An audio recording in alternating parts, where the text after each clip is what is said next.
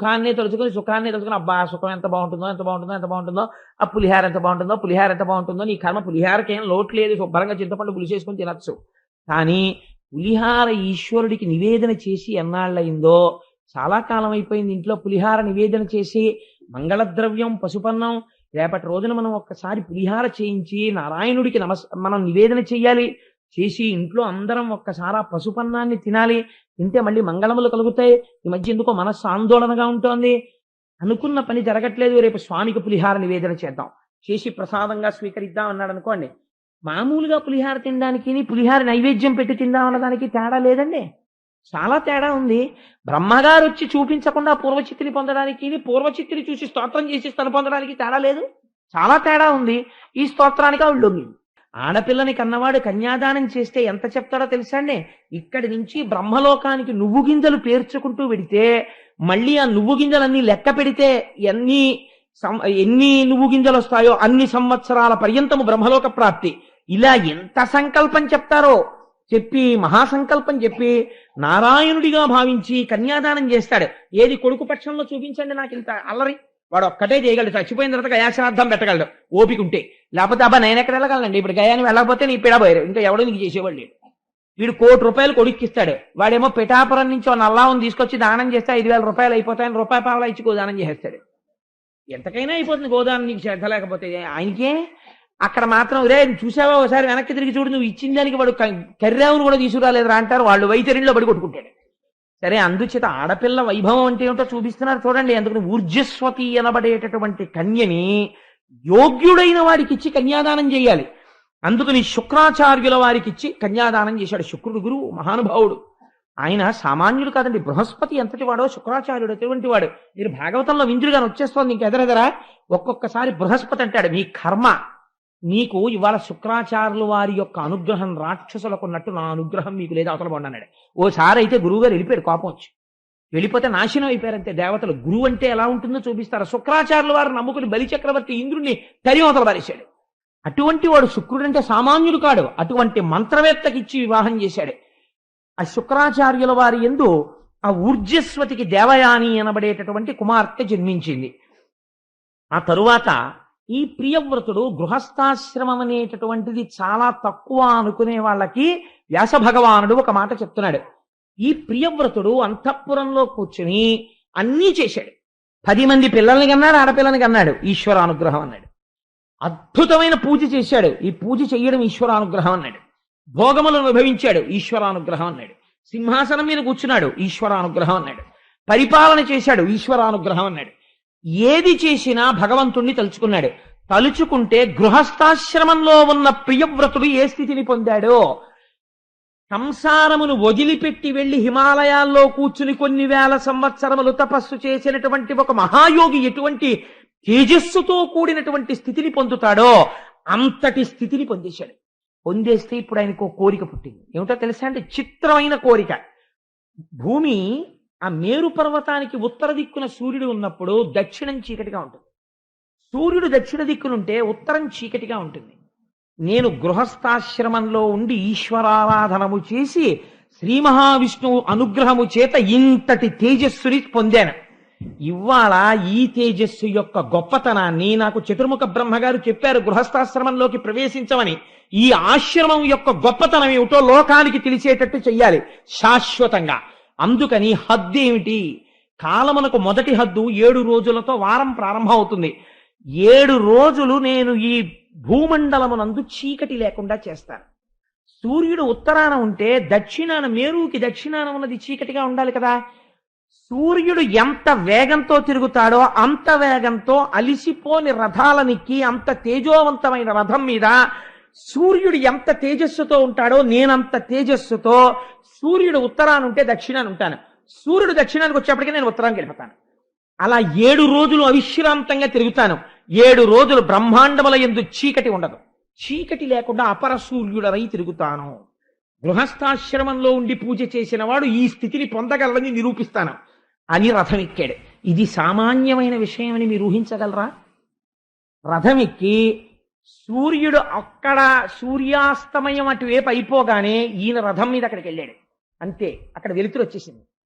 ఈయన అక్కడ 12 గంటలు తిరిగాడు, అక్కడ అంతా వెలుతురుంది. మళ్ళీ సూర్యుడు అటు వచ్చేటప్పటికి ఇటు చీకటి వైపు ఈయన వచ్చాడు. అలా 7 రోజులు మేరువు చుట్టూ ప్రదక్షిణం చేశాడు. 7 రోజులు బ్రహ్మాండమునందు భూలోకమునందు చీకటి లేదు, వెలుతురే ఉంది.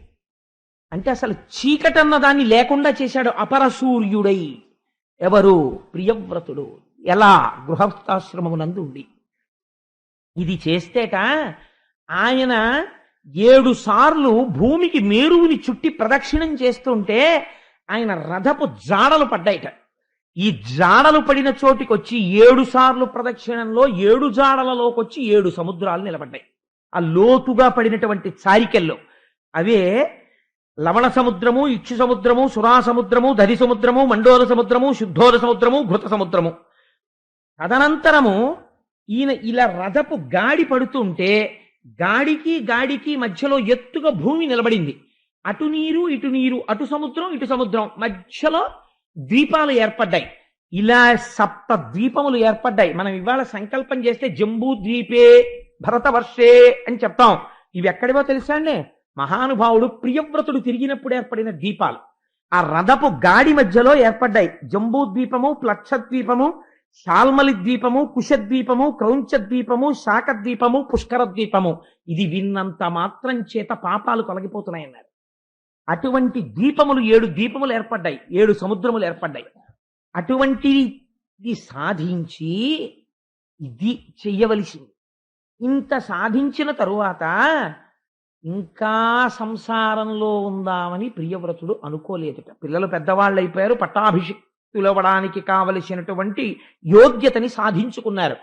అందుకని ఆయన అనుకున్నట్ట, నేను ఎందుకు ఉండాలి ఇక సంసారంలో?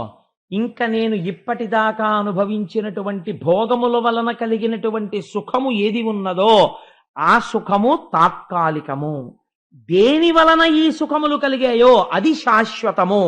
ధర్మానుష్ఠానము వలన సత్యమును తెలుసుకున్నాడు.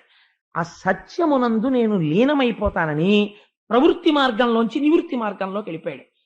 భార్య వంక చెట్ట చివర ప్రియవ్రతుడు వెళ్ళిపోతున్నప్పుడు చూసిన చూపుట ఒక శవాన్ని చూసినట్టు చూసి వెళ్ళిపోయాడు. ఎంత గొప్ప మాట పోతన గారు వాడారో తెలుసా అండి? సంసారమంతా ఎందులోంచి వచ్చింది? భార్యలోంచి. అంటే అంతటి నివృత్తి ధర్మాన్ని, అంతటి వైరాగ్యాన్ని పొందేశాడు. ఆఖరణ పొందేసి అరణ్యములకు వెళ్ళి ఘోరమైనటువంటి తపమాచరించి తనలో ఉన్నటువంటి తేజస్సుని ఈశ్వర తేజస్సుతో కలిపి మోక్షాన్ని పొందేశాడు. చతుర్ముఖ బ్రహ్మగారు చెప్పినది సత్యమా అసత్యమా విని నీవు దాన్ని అనుష్ఠాన పర్యంతమునకు తెచ్చుకోగలిగితే గృహస్థాశ్రమమునందు నీవు సాధించలేనిదేది. ఇది ఈ విషయం చెప్పి, ఒక తండ్రి ఇలా ఉంటే తండ్రి కొడుకు ఎలా ఉండాలి? కాబట్టి ఇంతటి తేజోమూర్తి యొక్క కొడుకులు కూడా అలా ఉండాలి అని మనం భావిస్తాం. ఇదే నేను ఉపన్యాసానికి ఉపోద్ఘాతంలో చెప్పింది. సాధారణంగా ఆధ్యాత్మిక సంపత్తి అనేటటువంటిది మాత్రం వారసత్వంగా రాదు. ఒక్కొక్క ఇల్లు చూడండి, ఒక్కొక్క మహాపురుషుడు ఉండడం వల్ల అది దేవాలయం అయిపోతుంది. దేవాలయానికి ఎలా వెడుతుంటారో వస్తుంటారో ఆ ఇంటికి అలా వెడుతుంటారు వస్తుంటారు జనం, అంతూ దరి ఉండదు. కొంతకాలం అయిపోయిన తర్వాత కాలగతిలో ఆ మహాపురుషుడు వెళ్ళిపోతాడు. ఆ పురుషుడి తేజస్సుతో కూడుకున్న వాళ్ళు, ఆయనతో ఉన్న వాళ్ళందరూ ఉంటారు, ఎవ్వరు వెళ్ళరు ఇంకా ఇంటికి. ఆ ఇంటికి వచ్చేవాడు ఒక్కడు కనపడడు. ఎందుకని? ఆ ఐశ్వర్యము వారితో వెళ్ళిపోయింది.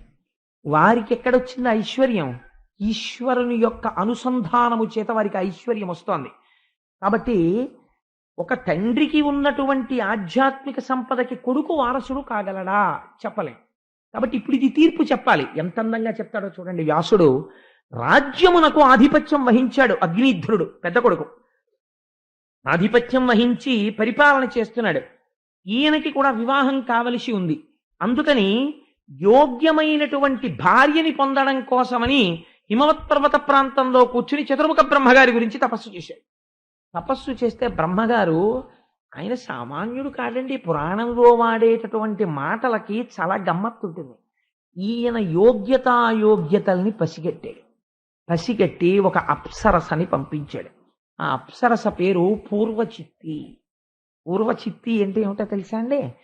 పూర్వము అంటే గడిచిపోయిన దానిని లోపల పెట్టి తలుచుకుంటూ అది సుఖము కాదు అని అన్నారు అనుకోండి. తలుచుకుని ఒక వయసు వచ్చేసిన తర్వాత ఇంకా అవి సుఖాలు కావంటే మీరు సుఖపడిపోతారు. తలుచుకుని ఇంకా ఇప్పుడు అది లేదని ఏడవడం మొదలెట్టారనుకోండి, ఆ భ్రమ.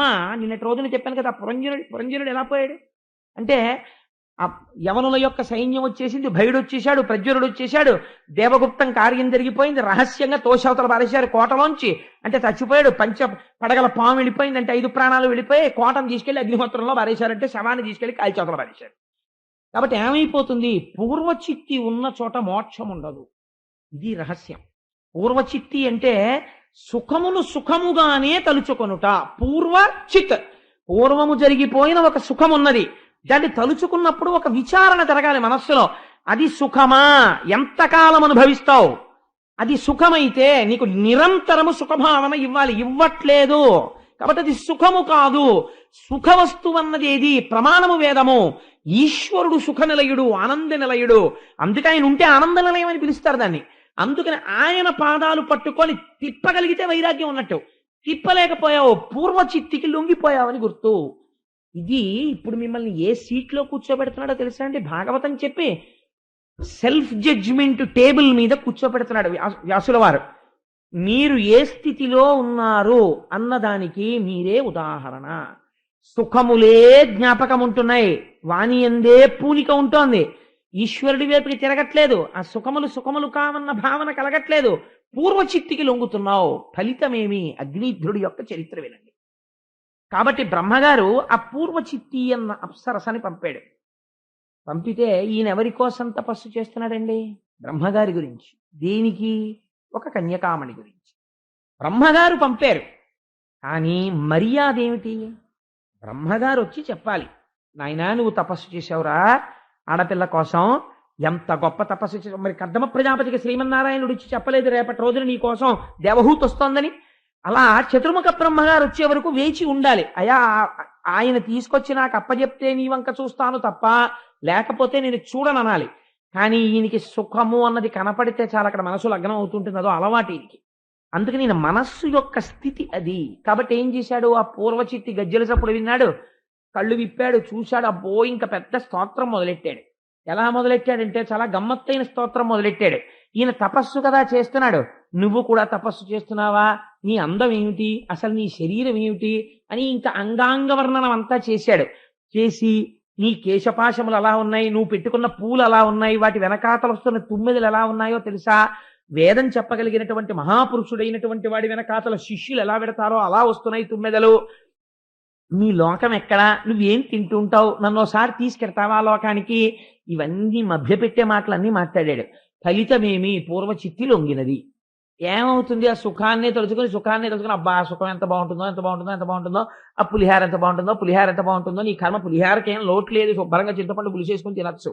కానీ పులిహార ఈశ్వరుడికి నివేదన చేసి ఎన్నాళ్ళయిందో, చాలా కాలం అయిపోయింది. ఇంట్లో పులిహార నివేదన చేసి మంగళద్రవ్యం పసుపన్నం రేపటి రోజున మనం ఒక్కసారి పులిహార చేయించి నారాయణుడికి మనం నివేదన చెయ్యాలి.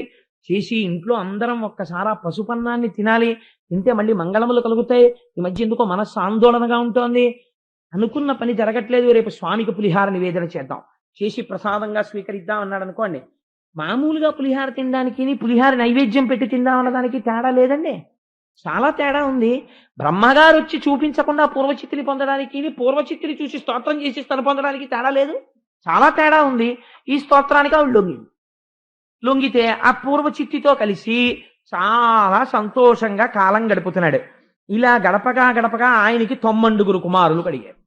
90 నాభి, కింపురుషుడు, హరివర్షుడు, ఇలావర్తుడు, రమ్యకుడు, హిరణ్మయుడు, కురువు, భద్రాశ్వుడు, కేతుమానుడు, ఇలా 90 కుమారులు జన్మించారు. చిత్రం ఏమిటంటే 90 కుమారులు అతి బలిష్టమైన శరీరాలు ఉన్నవారు. పూర్వచిత్తి యొక్క బలం వీళ్ళకొచ్చింది. మీరు ఆ మాట విన్నారా?